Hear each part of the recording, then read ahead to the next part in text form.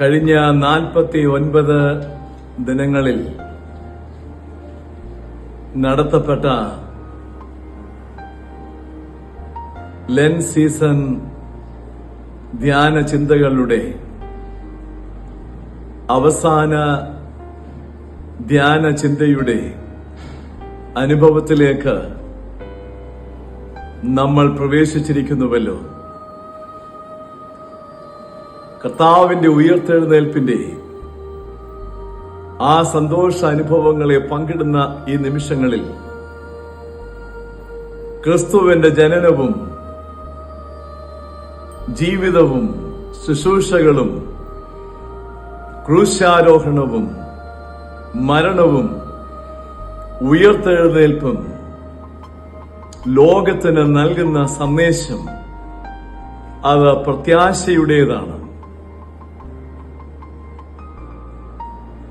ഏതെല്ലാം തലങ്ങളിലാണ് ക്രിസ്തുവിന്റെ ഉയർത്തെഴുന്നേൽപ്പ് പ്രത്യാശ നൽകുന്നത് എന്ന് ചോദിച്ചാൽ, ഒന്നാമതായി ഞാൻ പറയുവാൻ ആഗ്രഹിക്കുന്നത് the resurrection of Jesus Christ is the victory of truth over untruth, the victory of light over darkness, the victory of life over death, the victory of justice over injustice. അതാണ് ക്രിസ്തുവിന്റെ ഉയർത്തെഴുന്നേൽപ്പ് നൽകുന്ന പ്രത്യാശ. ഒരു വിജയമുണ്ട്. അസത്യത്തിന്റെ മേൽ സത്യത്തിന്റെ വിജയം, അന്ധകാരത്തിന്റെ മേൽ പ്രകാശത്തിന്റെ വിജയം, അനീതി നിറഞ്ഞ ലോകക്രമങ്ങളുടെ മേൽ നീതിപൂർവകമായ വിജയം, മരണത്തിന്റെ മേൽ ജീവന്റെ ആഘോഷം. അതാണ് ക്രിസ്തുവിന്റെ ഉയർത്തെഴുന്നേൽപ്പ് ലോകത്തിന് നൽകുന്ന പ്രത്യാശ.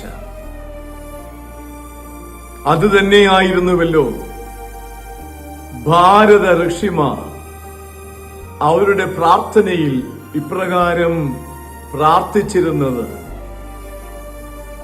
അസതോമ സദ്ഗമായ തമസോമ ജ്യോതിർഗമായ മൃത്യുമോ അമൃതംഗമായ.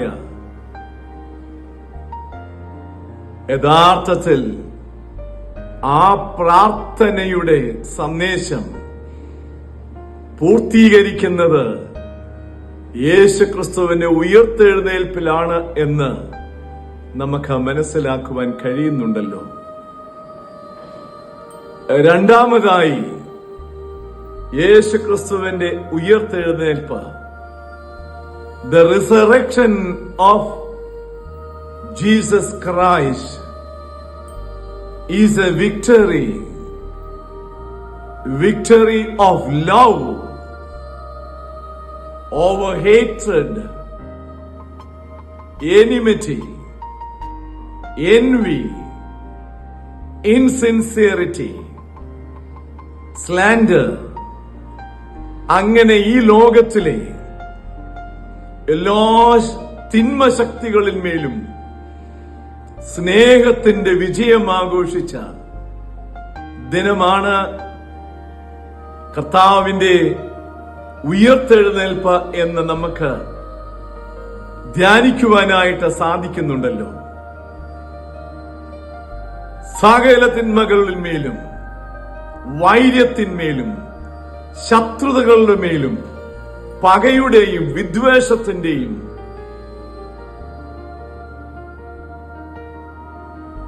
മേൽ ദൈവത്തിന്റെ സ്നേഹത്തിന്റെ വിജയമാണ് കർത്താവിന്റെ ഉയർത്തെഴുന്നേൽപ്പ് എന്ന് നമുക്ക് മനസ്സിലാക്കാൻ സാധിക്കുന്നുണ്ടല്ലോ. മൂന്നാമതായി, ഞാൻ കൺക്ലൂഡ് ചെയ്യുവാൻ ആഗ്രഹിക്കുന്നത്, the resurrection of Jesus Christ gives people who are undergoing crisis in their life, in their uncertainties, in their failure, in their frustrations, in their disappointments. The resurrected Christ is giving a new hope in their life. ജീവിതത്തിന്റെ പരാജയങ്ങളുടെ മേൽ, ജീവിതത്തിന്റെ നിരാശകളുടെ മേൽ, ജീവിതത്തിന്റെ അനിശ്ചിതത്വങ്ങളുടെ മേൽ പ്രത്യാശ നൽകുന്ന അനുഗ്രഹീതമായ അനുഭവമാണ് ക്രിസ്തുവിന്റെ ക്രൂശ് എന്നത്. നമുക്ക്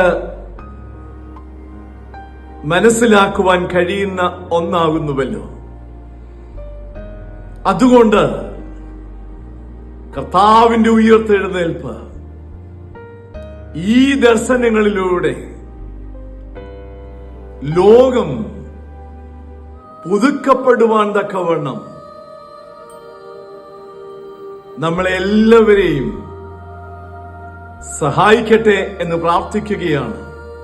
അനുഗ്രഹീതമായ അനുഭവമാണ് ക്രിസ്തുവിന്റെ ക്രൂശ് എന്നത്. നമുക്ക് മനസ്സിലാക്കുവാൻ കഴിയുന്ന ഒന്നാകുന്നുവല്ലോ. അതുകൊണ്ട് കർത്താവിന്റെ ഉയർത്തെഴുന്നേൽപ്പ് ഈ ദർശനങ്ങളിലൂടെ ലോകം പുതുക്കപ്പെടുവാൻ തക്കവണ്ണം നമ്മളെ എല്ലാവരെയും സഹായിക്കട്ടെ എന്ന് പ്രാർത്ഥിക്കുകയാണ്. നമ്മുടെ ഓരോരുത്തരുടെയും ജീവിതയാത്രകളിൽ ഉയർത്തെഴുന്നേറ്റ കർത്താവ് ഇന്നും ജീവിക്കുന്നു. അവൻ ജീവനുള്ളവൻ ആകൊണ്ട് നമ്മോട് കൂടെ സഞ്ചരിക്കുന്നു, നമുക്ക് മുൻപേ പോകുന്നു. തളർന്നു പോകുന്ന നിമിഷങ്ങളിൽ, തകർന്നു പോകുന്ന രംഗങ്ങളിൽ, മനോവേദനയാൽ നമ്മുടെ ജീവിതം അന്ധകാരവൃതമാകുമ്പോൾ അവിടെ പ്രകാശമായ ക്രിസ്തുവുണ്ട്. നമുക്ക് മുൻപേ സഞ്ചരിക്കാൻ, നമ്മുടെ കൈപിടിച്ച് നമ്മെ നടത്താൻ, ബലം തരാൻ, ശക്തീകരിക്കാൻ ഉയർത്തെഴുന്നേറ്റ കർത്താവിൽ ആശ്രയിച്ചുകൊണ്ട് നമ്മുടെ ജീവിതത്തെ ഓരോ നാളും നയിപ്പാൻ കർത്താവ് നമ്മെ സഹായിക്കട്ടെ. എല്ലാവർക്കും കർത്താവിന്റെ ഉയർപ്പിന്റെ നന്മകൾ നേർന്നുകൊണ്ട് ഞാൻ എന്റെ വാക്കുകൾ നിർത്തുന്നു. ദൈവം നമ്മെ അനുഗ്രഹിക്കട്ടെ.